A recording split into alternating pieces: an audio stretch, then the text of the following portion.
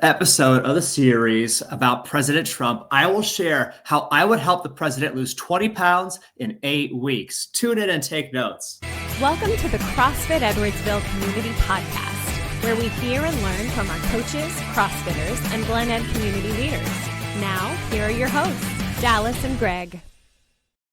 What's up, guys? This is the fourth episode in our series, President Donald Trump, Fit or Fat. And in the first few episodes, we did a casual observation of what we could learn about his health, his vitality, his wellness, his fitness, just by being a casual observer.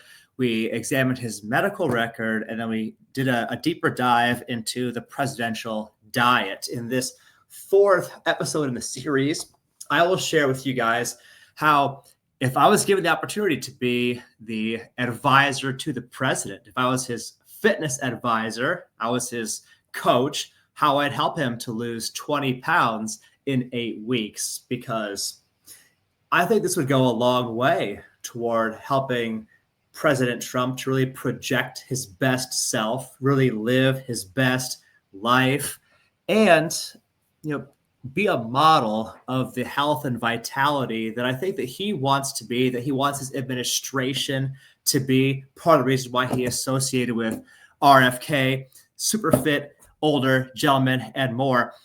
And as I go into this, I feel like on the surface, it shouldn't be that hard to help the president lose 20 pounds in 8 weeks. First, he definitely has the weight to lose.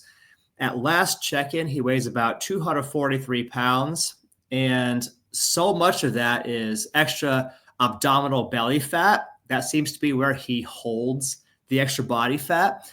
I think we could subtract that off of him in the next 8 weeks. So we also know from what we learned in the first few episodes of the podcast, there's a lot of room for what we'll call proverbial growth, a lot of room for improvement in his activity, a lot of room for improvement in his diet.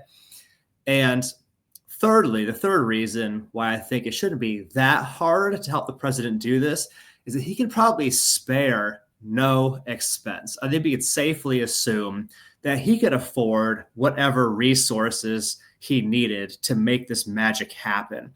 On the flip side, though, the real to real, the other side of the coin, I think we have to also practically assume the president really, truly has a minimum of available time to allocate to health or fitness ventures. We know that he does love golf, and it appears to bring him great joy. We're going to assume we can't take that away. We have to fit any recommendations that I give have to fit into an insanely and unreasonably busy schedule. So we're going to assume that we can only do the absolute minimum effective dose. What are the absolute highest return on investment things the president could do? So with all of that as a preface, all of that setting the stage, here is my presidential Purge the Pudge plan. My presidential Purge the Pudge plan. Hope you guys like that name. So here are my recommendations to President Trump to lose 20 pounds in 8 weeks. Let's go. Number 1, dude, stop with the soda. President Trump has a well-established affinity for soda, especially Diet Coke, and is known to drink up to 12 cans of it a day. Unfortunately, soda is one of those things that does nobody any good whatsoever. It's literally 100% anti-health. It is only hurting. Anything that you might argue is good about soda, whether it be you like the sensation of the fizzy, whether you like the caffeine, you can get those things from other sources to get the benefit you think you're getting without any of the negative drawbacks of the poison package that is soda. I've actually had somebody who's joined us for one of our health programs at CrossFit Edwardsville. Shout out to Dan Price. That boy lost 19 pounds in his first 30 days with us just by stopping soda. Like many people, oftentimes there is one big rock. If we move this one big rock, it unlocks a tremendous amount of progress. If I could just get the president to stop drinking soda entirely, that by itself would probably contribute to meaningful weight loss and measurable improvements in several of his health markers. So that'd be my first step. The second recommendation to the president on my presidential Purge the Pudge plan, fasting from fast food. The president also has a well-established affinity for all kinds of fast food, whether it be McDonald's or KFC.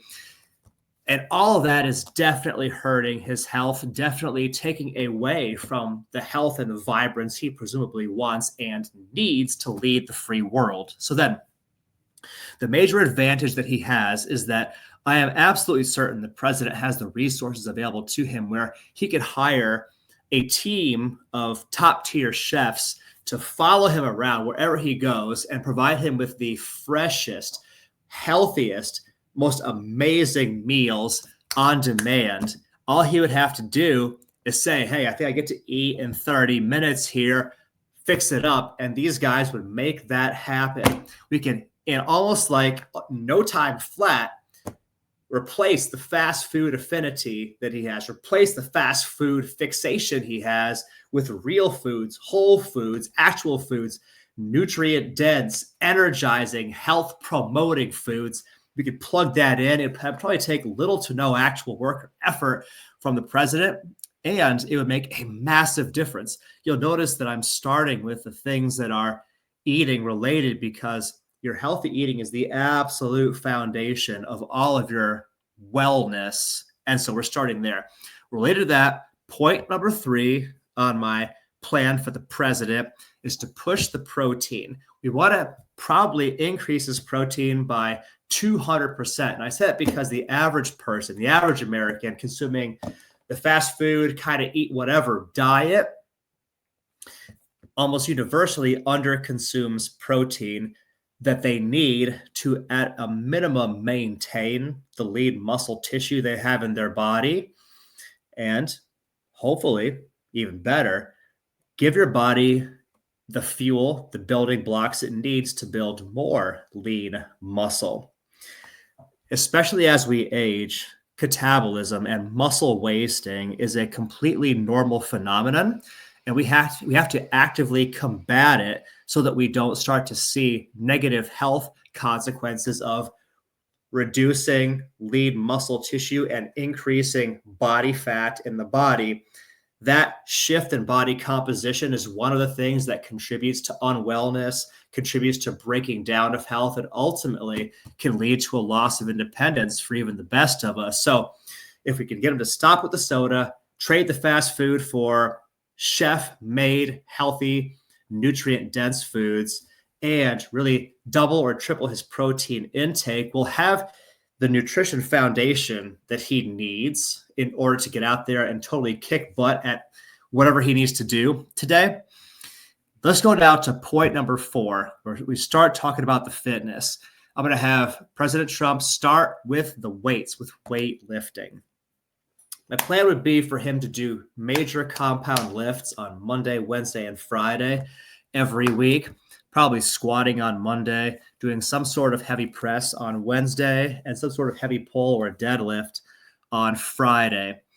If we could get him into the gym for a longer space of time, we would also do accessory stuff, other weightlifting activities, other resistance activities, barbells, kettlebells, dumbbells, but we're starting with this as the single most important, lowest hanging fruit victory for the president because he has no established resistance training program.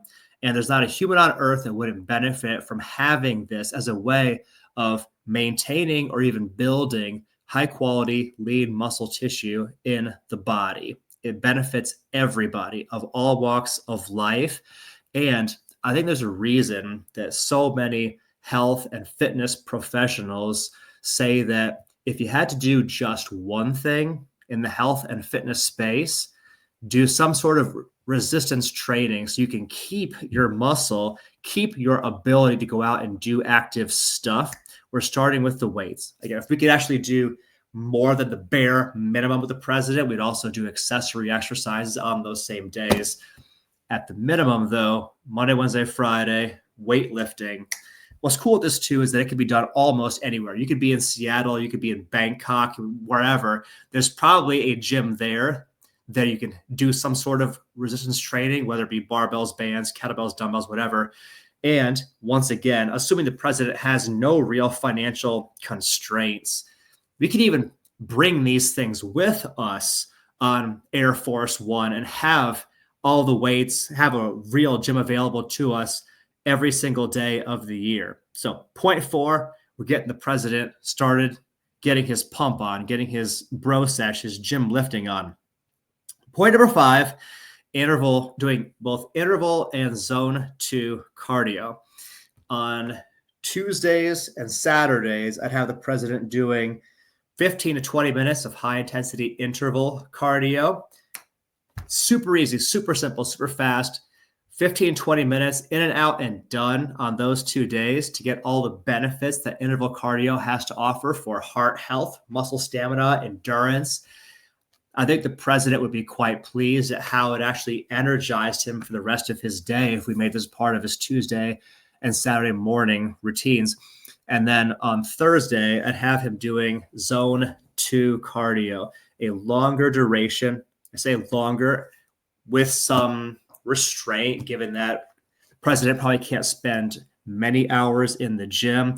Probably try to get him at least like the 40 to 50 minute threshold of doing zone 2, 60 to 70% of max heart rate cardio in order to build that aerobic base that Peter Attia constantly talks about and connects to longevity and health. So if we kind of got to recap the fitness program for the president, Monday, weightlifting, squatting, Tuesday, interval cardio, Wednesday, pressing with resistance with weights of some sort, Thursday, zone 2, longer duration cardio, Friday, weight training again, the big pull, probably deadlifts, and Saturday, another interval cardio training day. This would be the absolute like skeleton bare bones minimum that would give the president the absolute maximum benefit possible. Or if we had to do just 3 training sessions each week, probably have him doing weightlifting on all 3 of those days. So one last time, my presidential purge the pudge plan. Number 1, stop with the soda. Number 2, fast from fast food. Point number 3, push the protein. Point number 4, start with the weights. Point number 5, interval and zone 2 cardio. And this is how the president would lose 20 pounds in 8 weeks. Thanks for tuning in. We'll see you guys in the next episode of the podcast. Thanks for listening to my dad's podcast. For more useful tools and guidance, go to CrossFitEdwardsville.com and feel free to like, share, subscribe, and leave your thoughts in the comment sections down below. See you in the next episode.